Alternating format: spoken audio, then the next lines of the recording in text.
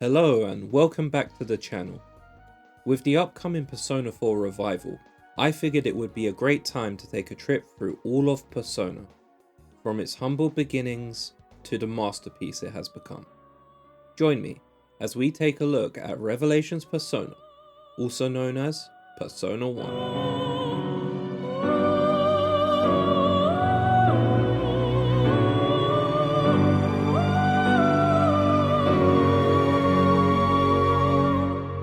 Revelations Persona was born from the Shin Megami Tensei spin-off game SMT If.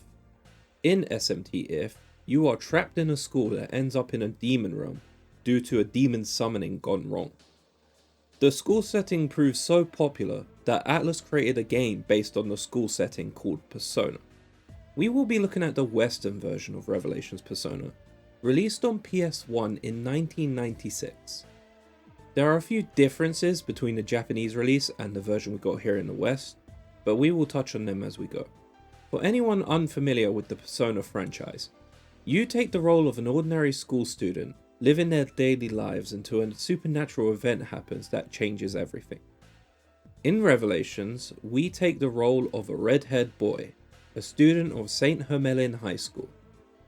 For this retrospective, I'll be using the canon names for the main characters. So our main character is named Naoya.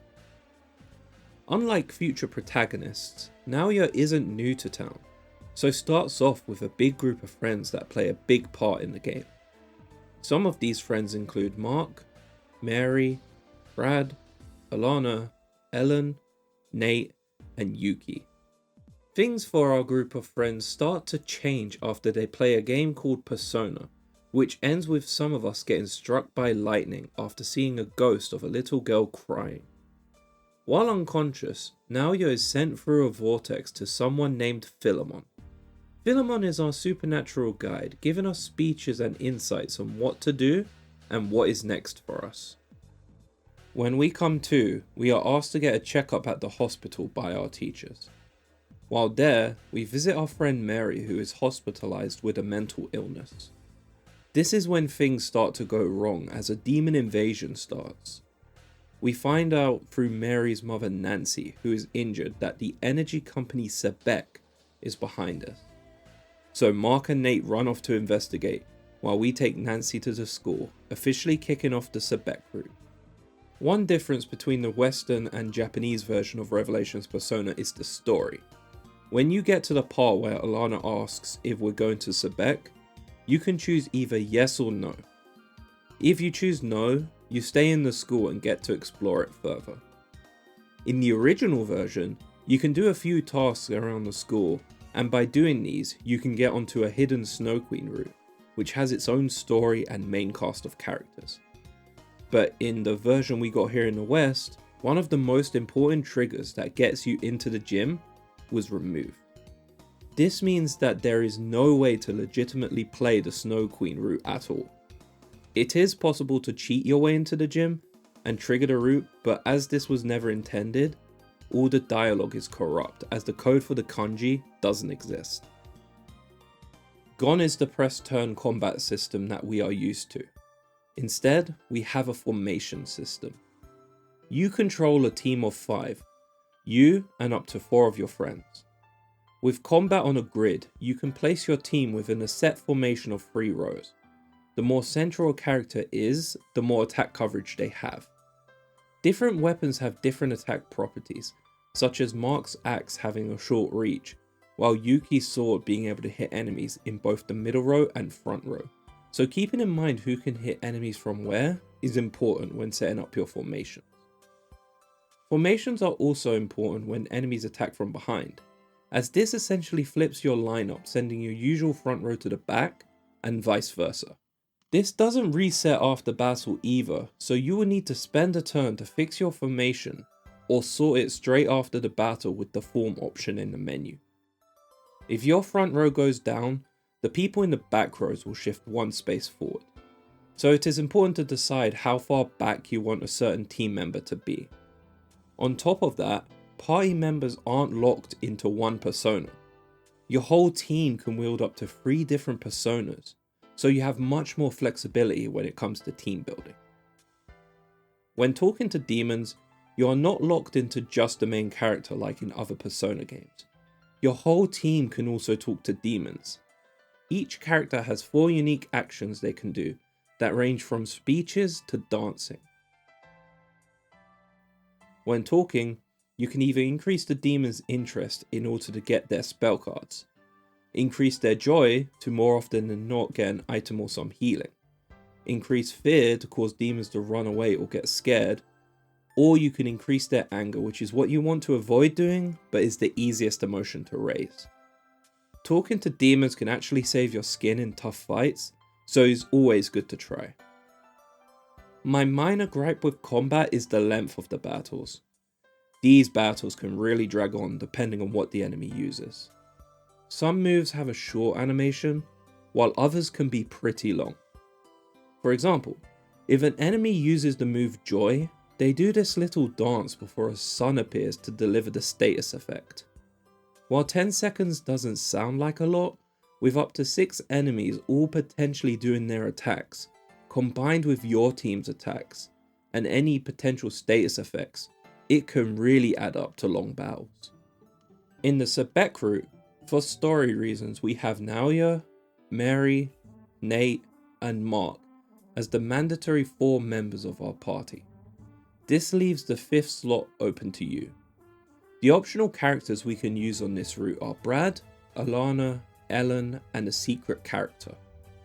To unlock the secret character, you will need to have completed a series of steps, so I would recommend using a guide to recruit them. To recruit Ellen, you need to head to the subway after turning down Brad at the police station, and before entering the factory. To recruit Alana, if you don't have a 5th member by the time you enter the factory, she will forcibly join your party unless you are going for the secret character. This means that the version of Revelations Persona that we got in the West, there is no way to have Yuki join your party, as she is exclusive to the Snow Queen. Which is unfortunate, as she was really good when we were able to use her in the hospital. By being a good friend, and not leaving Brad alone to fend for himself at the police station, I inadvertently locked in my 5th team member for this run. Revelations Persona has a great cast of characters overall. Guido, albeit a bit generic, is a good villain. What makes him stand out is his final act. After achieving everything he wanted, the reality hits him that he has nothing else to strive for. This hits him with a wave of depression and really explores the ideas of having goals and striving for more. Nate is someone who is analytical, always thinking of reasons and rationale for events. This is to the extent where he'll be willing to let people die to resolve conflict. This mindset is both a help and a hindrance. He does show cracks in this personality though, such as with his butler Alfred. Mark, on the other hand, is the polar opposite. He wears his heart on his sleeve and is always true to his friends, especially Mary. He is very hot-headed, but cares a lot about his friends and family. There is a moment before the demon invasion started. You can visit the clothes shop in the mall where Mark wants to rush out of because his mum would be arriving. Shortly after the demons show up, you can visit that same shop and Mark will be concerned about how his mum is doing, showing the hard exterior but care he has for people. Brad for the most part is one note. His whole shtick is being the supposed cool guy and leader of the team, but coming off as lame. There is one moment though where you can see the depth in his character. He tells a story to Mary about how people used to call him brown bagged when he was younger, because he took a dump in his pants. He never thought it was funny before, but has now accepted it. Everyone used to make fun of him, making him feel pathetic, which led to him starting the cool guy act, but is going to stop putting on this mask, acknowledging that he was just fooling himself, especially after events that happens towards the end of the game. Mary is basically the main character. She is vital to the story, with the Sebek route revolving around her.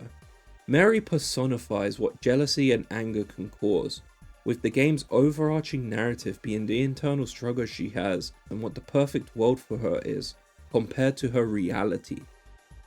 One appearance I wasn't expecting was Igor. Our friendly big-nosed friend does actually appear in the first Persona game, despite Philemon being the main character's guide. Igor is in the Velvet Room, which is where you fuse personas. Still very cool to see him here.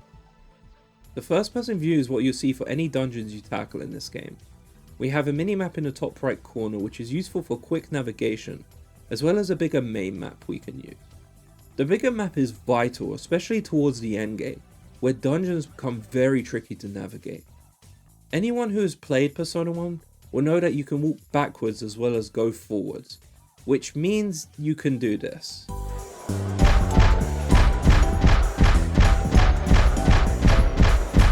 The town of Lunavale is okay to explore.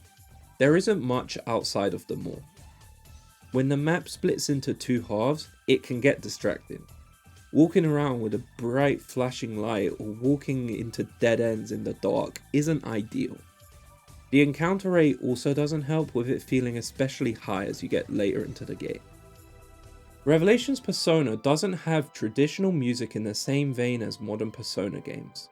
Instead, the music and sounds are more atmospheric, creating ambience over a catchy song. But in some cases, the music can get really grating, and the hospital is a prime example of that. The theme here has a piano piece, accompanied by the sounds of screaming. I understand that on an ambience level, this makes sense with the hospital being overrun with all manner of demons, but going through this screaming isn't exactly the greatest experience. Here, take a listen.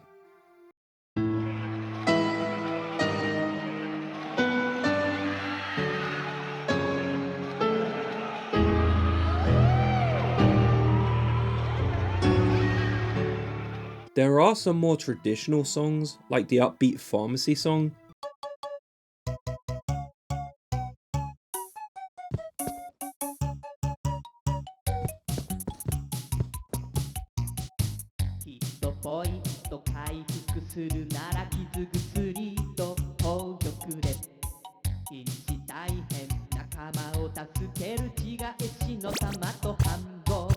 As well as good ambient tracks like The Haunted House, having creaks and echoes and someone crying as you walk through it, much like you'd imagine an abandoned haunted house to sound like.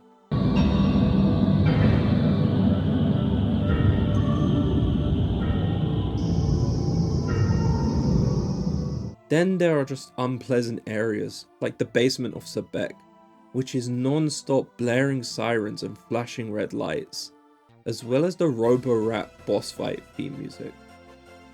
When talking to the little girl characters, there is usually a whimsical carnival sounding music playing, and with the Robo-Rat being made from the mind of the girl in black, it too has the same kind of music. This music is amplified into a boss theme, and it has the works. It has clown horns thrown into the song, and a very obvious loop of what I'm pretty sure is a Small World inspired bit near the end. Just take a listen.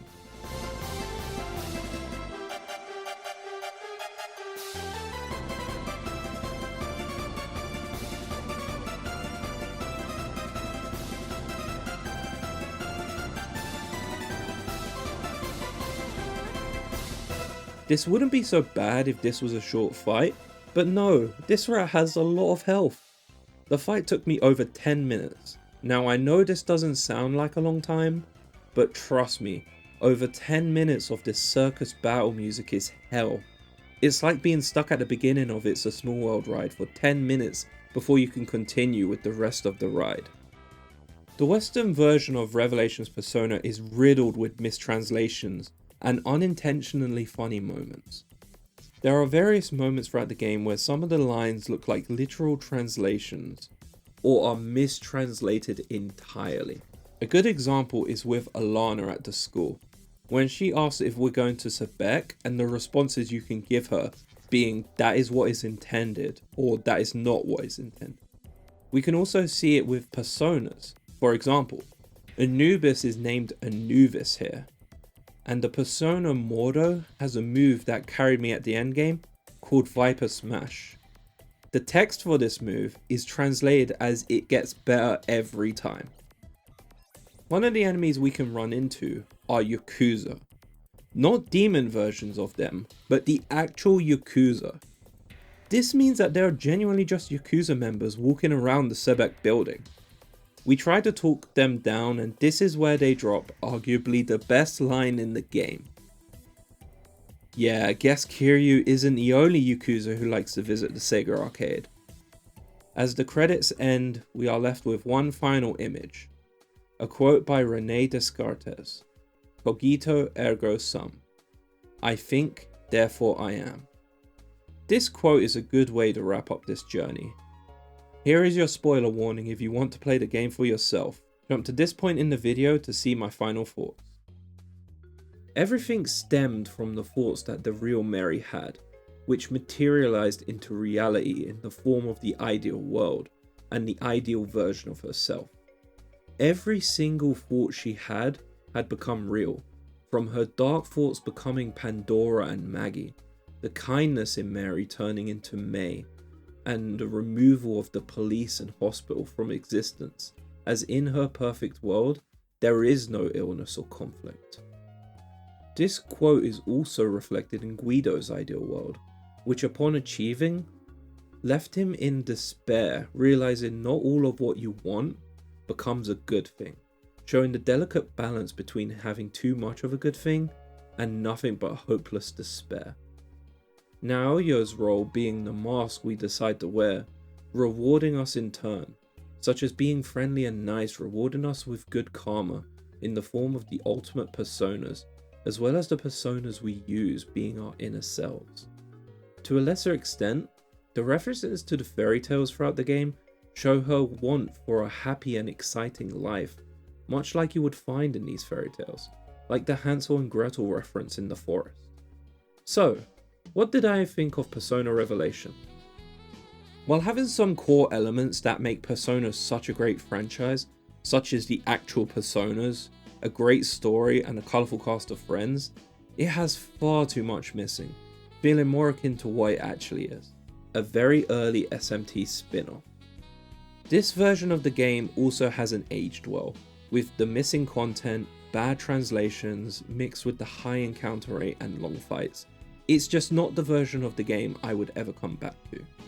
It definitely deserves its appreciation as the starting point, having a lot of replayability in who you decide to bring with you and the alternate conversation you will get with them, such as choosing the secret character Chris over Brad as an example. There is also a lot of brilliant minor details that upon first playthrough you might miss, which given the context makes a lot of sense on the second playthrough. If you made it to the end, thank you very much for watching and I hope you enjoyed. Please leave a like if you want and subscribe for more. I promise it won't be another year between uploads. I'll see you guys for the next chapter in our Persona Compendium.